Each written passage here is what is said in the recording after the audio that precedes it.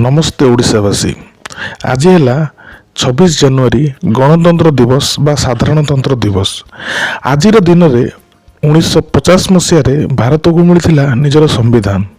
ताहले जानिबा आजिर इतिहास।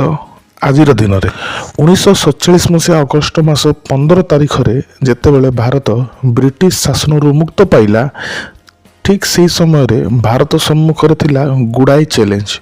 तार भितर संविधान तैयारी करवा अन्यतम। तो 1947 मसीहा अगस्ट 29 तारिख में एक रिजोल्यूशन अणागला भारतर कॉन्स्टिट्यूएंट असेंबली द्वारा कि एक ड्राफ्टिंग कमिटी गठन करी देशर संविधान तैयारी करा जाऊ। आउ सही ड्राफ्टिंग कमिटीर चेयरमैन रहिले स्वर्गत डॉक्टर बी.आर. आंबेडकर। यही ड्राफ्टिंग कमिटी 4 नवेम्बर 1947 मसीह कॉन्स्टिट्यूएंट असेंबली सम्मुख में संविधान एक खसड़ा प्रस्तुत कला। बहुत अनुध्यान और संशोधन पर संविधान प्रस्तुत है।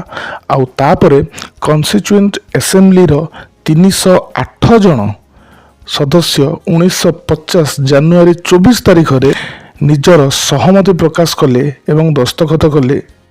तो नियारा कथा है आम संविधान हैंड रिटेन माने हाथ लेखा थिला, से पुणी हिंदी और इंग्लिश भाषा रे।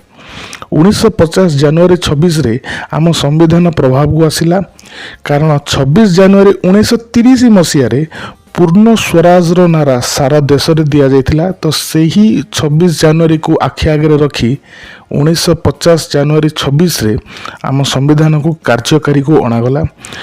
ठीक 1950 जनवरी 26 तारीख दिन भारतीय संघर प्रथम राष्ट्रपति भाव स्वर्गत डॉक्टर राजेंद्र प्रसाद निजर कार्यकाल आरंभ कले एवं जो कॉन्स्टिट्यूएंट असेंबली थिला से ही गला हमर पार्लियामेंट बा संसद।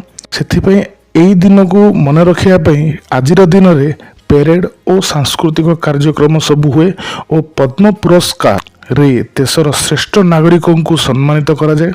पद्म विभूषण है आमर द्वितीय श्रेष्ठ नागरिक पुरस्कार, पद्म भूषण है आमर तृतीय श्रेष्ठ नागरिक पुरस्कार, पद्मश्री है आमर चतुर्थ श्रेष्ठ नागरिक पुरस्कार।